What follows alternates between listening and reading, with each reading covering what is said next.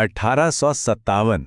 भारतीय इतिहास में ये साल आप जानते हैं एक मील का पत्थर है। आज हम इसी महान विद्रोह की कहानी को समझने वाले हैं। मतलब वो कौन सी वजहें थीं जिन्होंने इसे जन्म दिया और इसके नतीजे क्या हुए। ये पूरी बातचीत खासतौर पर उन स्टूडेंट्स के लिए है जो एग्जाम्स की तैयारी कर रहे हैं। तो चलिए बिना देर किए सीधे मुद्दे पर आते हैं। तो हम इस पूरी कहानी को 4 हिस्सों में बांटकर देखेंगे। सबसे पहले विद्रोह के कारण क्या थे, फिर ये शुरू कैसे हुआ और फैला कहां-कहां, तीसरा जो विद्रोही थे वो आखिर चाहते क्या थे, और आखिर में इसे कैसे दबाया गया और इसके दूरगामी परिणाम क्या हुए। एक क्लियर रोडमैप है, चलिए शुरू करते हैं। तो पहला पड़ाव कारण। और देखिए ये समझना बहुत जरूरी है कि 1857 का विद्रोह कोई एक दिन में भड़की हुई आग नहीं थी। नहीं, ये तो पिछले 100 सालों से ईस्ट इंडिया कंपनी के राज के खिलाफ जो गुस्सा धीरे धीरे सुलग रहा था, उसका एक नतीजा था। तो ये गुस्सा था कैसा? देखिए, ये हर तरफ था। अगर पॉलिटिक्स की बात करें तो लॉर्ड डलहौजी की जो विलय नीति थी, उसने राजाओं नवाबों को अपना दुश्मन बना लिया। इकोनॉमी की बात करें तो भारी भरकम लगान ने किसानों की कमर ही तोड़ दी थी। समाज में ईसाई मिशनरी और सती प्रथा के खात्मे जैसे सुधारों को लोगों ने अपनी परंपरा पर हमला समझा। और सेना के अंदर भी तो वेतन और प्रमोशन को लेकर भेदभाव का गुस्सा उबल ही रहा था। अच्छा, राजनीतिक कारणों का एक क्लासिक एग्जाम्पल है ये सहायक संधि। लॉर्ड वेलेस्ली की भाई क्या कमाल की चाल थी ये। जरा सोचिए, ये कुछ ऐसा है कि कोई आपकी हिफाजत के नाम पर आपके ही घर में अपनी सेना तैनात कर दे और उसका सारा खर्चा भी आप ही से ले। नाम था सुरक्षा का, लेकिन असल में ये भारतीय शासकों की आज़ादी छीनने का एक पक्का तरीका था। धीरे धीरे सब कंट्रोल अपने हाथ में। तो आप देख रहे हैं, माहौल एकदम तैयार था। बारूद का ढेर लगा हुआ था, बस एक चिंगारी की देर थी। और वो चिंगारी बनी नई एनफील्ड राइफल। अफवाह या कहिए खबर ये फैली कि इसके कारतूसों पर गाय और सूअर की चर्बी लगी है और इन्हें इस्तेमाल करने के लिए मुंह से काटना पड़ता था। बस इसी एक बात ने हिंदू और मुस्लिम दोनों सिपाहियों के धर्म को, कह सकते हैं, सीधे सीधे चुनौती दे दी और विद्रोह की आग भड़क उठी। चलिए अब कहानी के दूसरे हिस्से पर चलते हैं।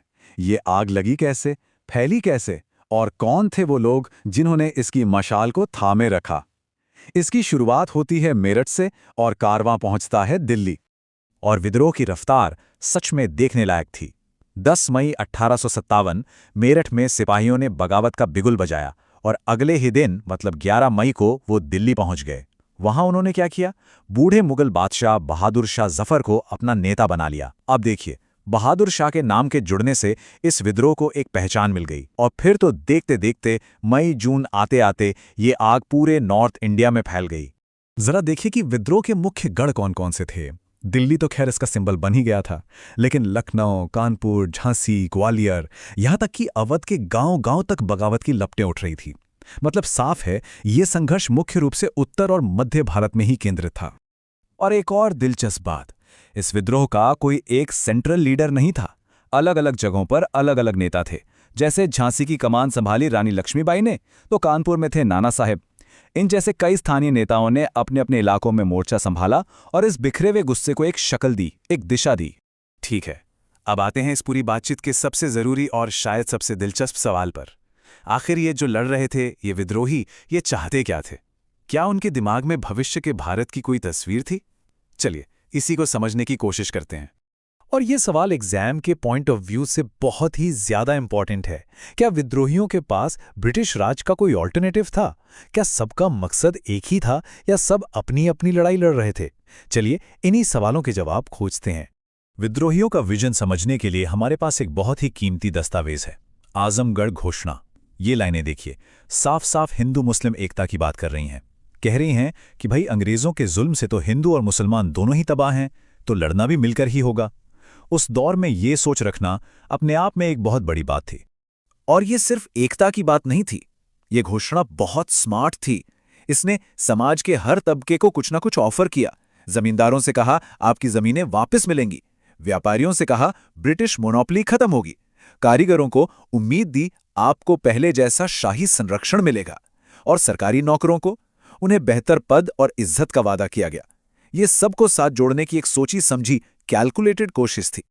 और अब हम आ पहुंचे हैं कहानी के आखिरी हिस्से पर, दमन और परिणाम। मतलब इस विद्रोह को कुचला कैसे गया और फिर उसके बाद क्या हुआ?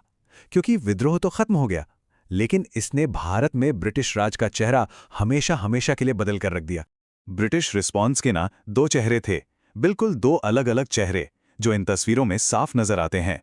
एक तरफ वो अपनी पेंटिंग्स में खुद को रिलीफ ऑफ लखनऊ की तरह बहादुर हीरो दिखा रहे हैं, और दूसरी तरफ ब्रिटिश शेर का बदला जैसी तस्वीरें हैं जो उनके अंदर की क्रूर बदले की भावना दिखाती हैं, जहां विद्रोहियों को बिना किसी रहम के कुचला जा रहा था। एक चेहरा हीरो का, दूसरा बर्बरता का। तो इस पूरे विद्रोह का सबसे बड़ा, सबसे ठोस नतीजा क्या निकला? एक लाइन में कहें तो ईस्ट इंडिया कंपनी का राज खत्म, हमेशा के लिए। 1858 में एक नया कानून आया, गवर्नमेंट ऑफ इंडिया एक्ट, और इसके तहत भारत का शासन एक ट्रेडिंग कंपनी के हाथ से निकलकर सीधे ब्रिटिश क्राउन यानी ब्रिटिश सरकार के कंट्रोल में आ गया। गवर्नर जनरल का पद बदलकर वाइसरॉय हो गया, जो अब सीधे लंदन में बैठी संसद को जवाबदेह था। यह भारतीय एडमिनिस्ट्रेशन में एक जबरदस्त, एक फंडामेंटल बदलाव था। और चलिए इस बातचीत को एक बड़े सवाल पर खत्म करते हैं, एक ऐसा सवाल जिस पर आज भी हिस्टोरियंस में बहस होती है। क्या 1857 के विद्रोह को भारत का पहला स्वतंत्रता संग्राम कहना ठीक है? जरा सोचिए इस बारे में। इसके पक्ष में क्या तर्क हैं और इसके विपक्ष में? ये सवाल न सिर्फ सोचने के लिए अच्छा है, बल्कि आपके एग्जाम के लिए भी एक बेहतरीन टॉपिक हो सकता है।